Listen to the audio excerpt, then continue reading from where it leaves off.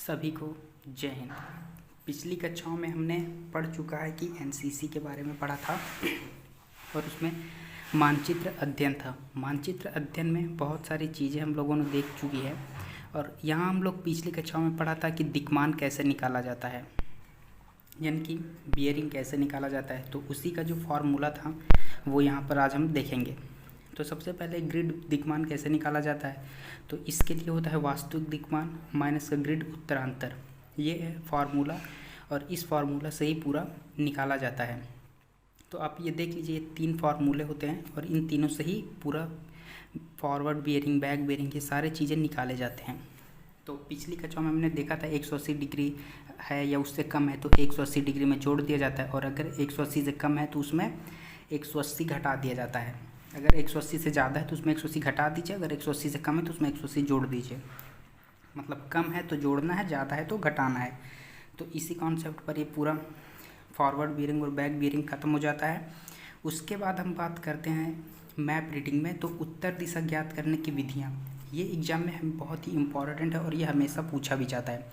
तो उत्तर दिशा ज्ञात करने की विधियाँ पढ़ेंगे। उसके पहले हम लोग एक बात कर लेते हैं कि अगर आपको पूरा देखना है तो इसकी बहुत सारी वीडियो हो चुकी है और वो प्लेलिस्ट में है, तो आप उसको पीछे जाके देख सकते हैं। अगर आप पहले की वीडियो नहीं देखे हैं तो आप देख सकते हैं उसको जाके। तो चलिए आगे हम बात करते हैं उत्तर दिशा ज्ञात करने की विधियाँ।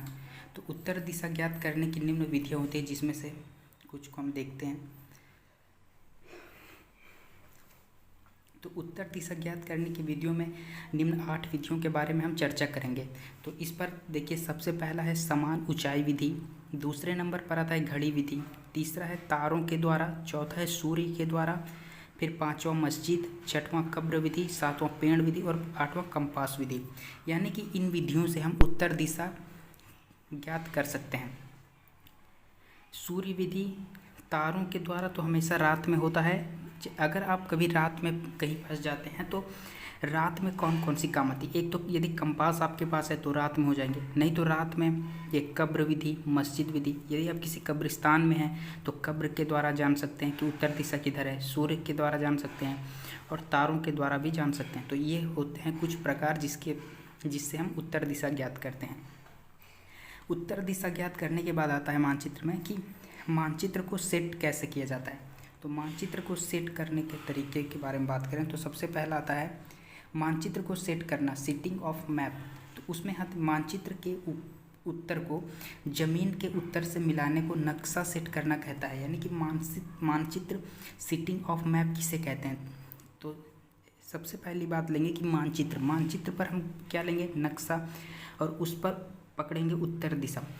उस मानचित्र पर जो उत्तर दिशा होगा उस उत्तर को जो वास्तविक जमीन है, जमीन से मिलाना, यानी कि मानचित्र के उत्तर को वास्तविक उत्तर से मिलाने को नक्शा सेट करना कहते हैं। नक्शा सेट करने की निम्न विधियाँ होती हैं, यानी कि मानचित्र को सही करने की या सेट करने की अनेक विधियाँ, जिसमें से हम कुछ के बारे में बात करेंगे।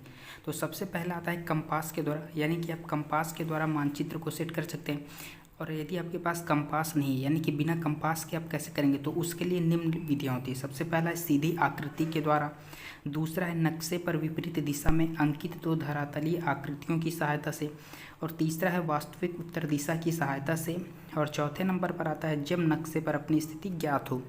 तो इस प्रकार हम मानचित्र को सेट कैसे किया जाता है और उत्तर दिशा कैसे ज्ञात किया जाता है, बियरिंग कैसे निकाला जाता है, ये सारे दिक्मान, अग्र दिक्मान, पश्चिम दिक्मान, वास्तविक दिक्मान और चुंबकीय दिक्मान कैसे निकाला जाता है, इन सब के बारे में हम लोग चर्चा कर चुके हैं।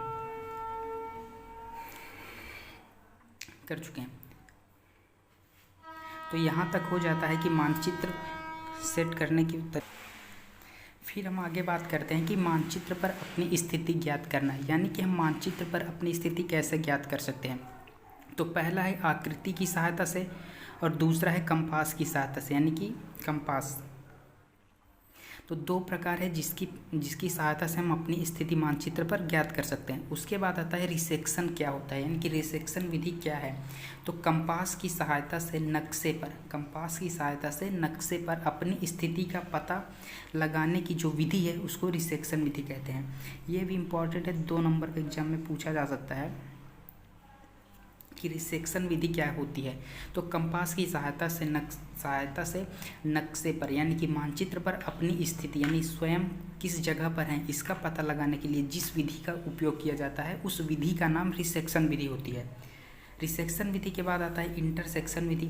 ये सब सारी चीज़ दो नंबर में एग्जाम की दृष्टि से इम्पॉर्टेंट होते हैं, क्योंकि 2 नंबर के जो एग्ज़ाम होते हैं उनमें अक्सर इन्हीं तरह के पूछ लिया जाता है या फिर हो जाता है कि इस पर टिप्पणी कैसे लिखी जाती है।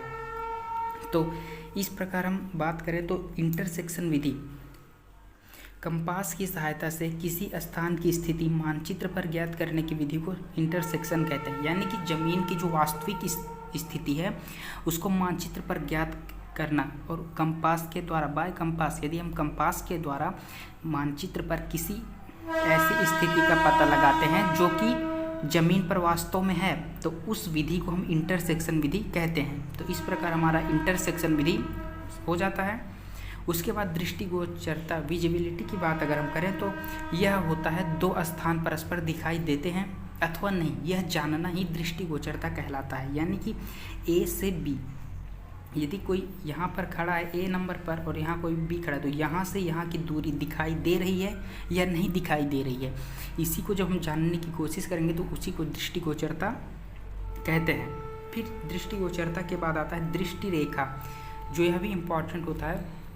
दृष्टि रेखा के बारे में बात करें तो उन 2 बिंदुओं को मिलाने वाली सीधी कल्पित रेखा को कहते हैं जिसके मध्य दृष्टिगोचरता मालूम करनी होती है। यानी कि जिन 2 बिंदुओं के बीच हमें दृष्टिगोचरता मालूम करनी होती है उस कल्पित रेखा को, यानी जो अगर यहाँ से यहाँ तक है तो ये एक डॉट डॉट रेखा हो जाती है जिसको कल्पित रेखा भी बोलते हैं।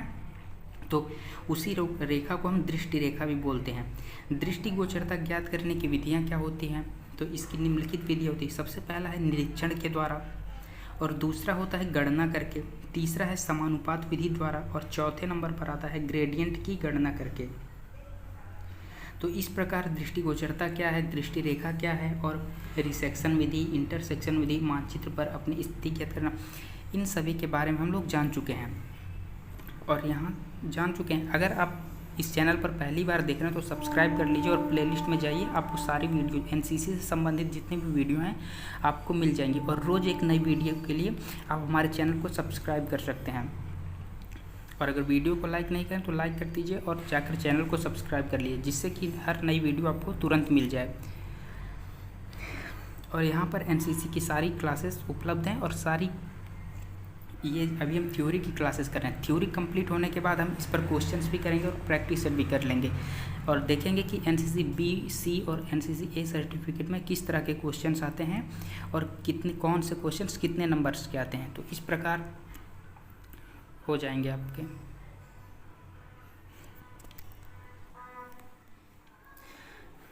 तो मानचित्र के बारे में अगर हम बात करें तो मैप रीडिंग जहाँ तक है वो हमारा पूरा कंप्लीट हो चुका है और इसकी सारी वीडियो हमारी प्लेलिस्ट में लगी हुई है। अब मैप रीडिंग के बाद हम वेपन ट्रेनिंग के बारे में बात करेंगे और वेपन ट्रेनिंग में शुरू करेंगे। तब तक के लिए आज की क्लास यहीं तक रखते हैं। उसके बाद ये देख लीजिए, ये है .22 डिलक्स राइफल, इसको तब तक पढ़ते रहिए। फिर अगली क्लास में हम वेपन ट्रेनिंग शुरू करेंगे और वहाँ पर इसके बारे में हिस्से, पुर्जे और आदि सभी प्रकार की बातों को हम वहाँ पर डिस्कस करेंगे। एग्जाम के क्वेश्चन किस प्रकार से आते हैं और क्या क्या इंपॉर्टेंट होता है और इसको कैसे पढ़ना है, ये सारी बातें हम करेंगे वहाँ पर। तब तक के लिए धन्यवाद और अगर चैनल पर नए हैं तो सब्सक्राइब कर लीजिए।